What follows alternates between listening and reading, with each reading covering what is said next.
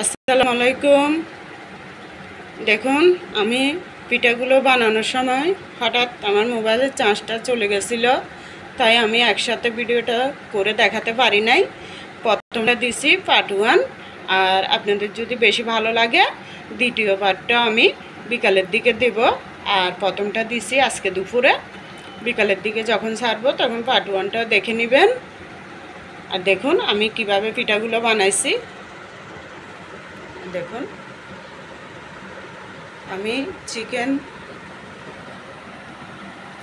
পুর দিয়ে 4 রকমের নাস্তা বানাইছি: সিঙ্গারা, সমোসা, চিকেন রোল, আর এটা আমরা অন্তর বলি।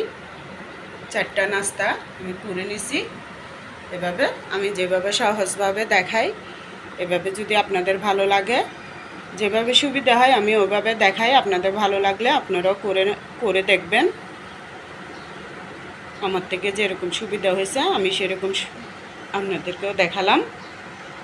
দেখুন আমি কিভাবে ইয়ে করি। এই যে এখানে একটা ডিমের মধ্যে আমি এগুলো কোট করে নিছি, চিকেন রোলগুলো। আবার সমোসাগুলো করে নেব, আর সিঙ্গারা আর অন্তর এগুলো করবো না, শুধু রোল আর সমোসাগুলো কোট করে নেব ডিম আর পাউরুটির গুঁড়োর মধ্যে। এটা পাউরুটির গুঁড়ো আর এটা ডিম। এটার মধ্যে কিছু নাস্তা আমি কোট করে নিছি রোলগুলো। এখন করব সমোসাগুলো। এই যে দেখুন আমি এভাবে করার পর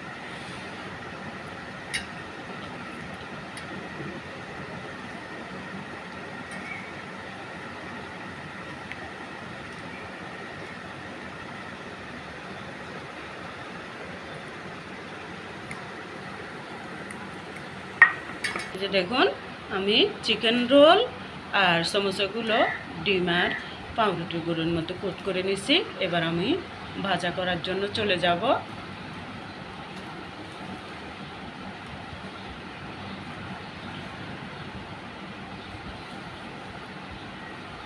আপনাদের কেমন লাগছে আমাকে জানাবেন। বিন্দুর মাত্র যদি ভালো লাগে আমাকে একটা লাইক দিবেন, আর যদি বেশি ভালো লাগে এটা সাবস্ক্রাইব করবেন। কারণ আমি নতুন রান্না ছাড়তেছি, রান্নার সম্বন্ধে কিভাবে ছাড়তে হয় না হয় এটা ভালো মন্দ তেমন কিছুটাই বুঝি না, তারপরও রান্না করতেছি আর ছাড়তেছি। কিন্তু রান্নার বেলায় আমি কিন্তু অনেক ভালো সেটা আমাকে সবাই বলে, তাই বললাম। তো আপনারাও এইভাবে করে দেখবেন। আমার রান্না যদি ভালো লাগে আমার চ্যানেলে যাই, আমার রান্নাগুলো দেখার চেষ্টা করবেন আর আমার পাশে থাকবেন। চলেন এবার আমরা এগুলো তেলের মধ্যে ফ্রাই করতে চলে যাই। এবার দিয়ে দিলাম চুলার মধ্যে সয়াবিন তেল। এটা গরম হওয়ার পর আগে দিয়ে দেব এই দেখুন নাস্তাগুলো। এবার দিয়ে দেব আগে সিঙ্গারাগুলো। বিসমিল্লাহির রহমানির রহিম।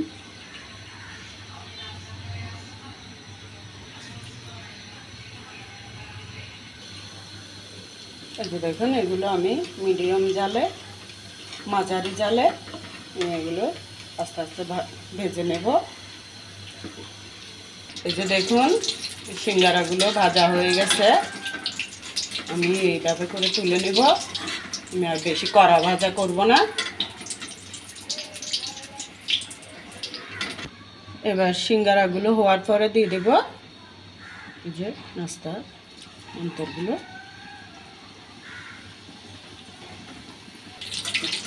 এই যে দেখুন এবার অন্তরগুলো ভাজা হয়ে গেছে। আমি একটু হালকা এইভাবে ভেজে নিলাম, কারণ সব নাস্তা আজকে কিন্তু একসাথে খাওয়া যাবে না।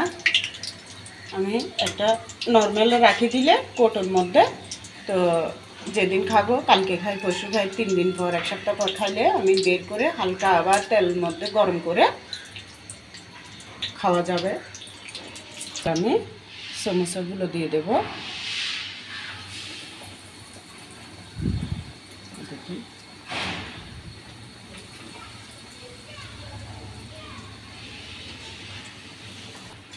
এই যে এবার সমোসাগুলো হয়ে গেছে। দেখুন এভাবে যদি আপনারা করে রাখেন বাচ্চাদের স্কুলের টিফিনেও দিতে পারবেন। যেমন আমার মেয়ে এখনই বলতেছে যে আম্মু কালকে আমি স্কুলে যাওয়ার সময় আমাকে টিফিন দিবা, বান্ধবীদেরকে নিয়ে নাকি খাবে। এই দেখুন কত সুন্দর হয়েছে, ফুলে ফুলে গেছে সমোসাগুলো। আমি কাই ধরছি একটু নরম হওয়ার জন্য, কারণ এমনিতে কাই ধরলে ওগুলো একটু শক্ত হয়। এই নাস্তাগুলো ঠান্ডা হলে একটু নরম নরম হবে, খেতেও ভালো লাগবে। যার যেরকম পছন্দ অনুযায়ী করতে যদি চাই মন, তা আপনারাও এরকম করবেন পছন্দ অনুযায়ী।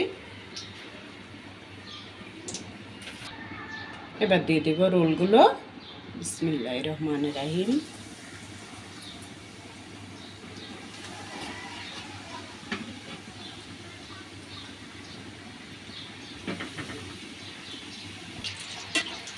এই যে দেখুন রোলগুলো হয়ে গেছে। আমি এইভাবে তো নামাই ফেলবো, যাতে অন্য সময় খাওয়ার সময় আবার একটু হালকা এরকম তেলের মধ্যে গরম করে নিয়ে খাওয়া যায়।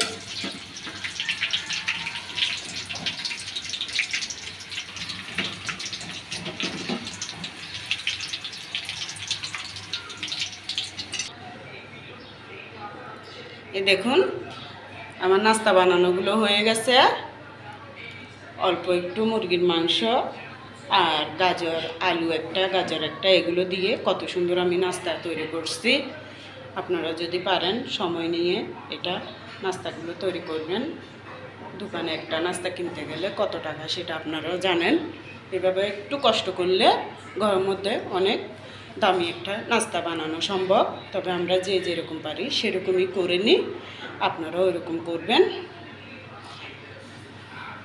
দেখুন এখানে অন্তর আর সিঙ্গারাগুলো, আর এখানে সমোসা, এগুলো সমোসা আর এগুলো রোল। তো এবার আমাকে কমেন্টে জানাবেন আমার নাস্তাগুলো কেমন হয়েছে। যদি ভালো লাগে একটা লাইক দিবেন, সাবস্ক্রাইব করবেন, আমার পাশে থাকবেন, আমার জন্য দোয়া করবেন। আমরা আপনাদের জন্য দোয়া করি। আল্লাহর রহমতে সবাই সবার জন্য দোয়া করবেন, যাতে সবাই ভালো থাকি আমরা। আল্লাহ হাফেজ, আসসালামু আলাইকুম।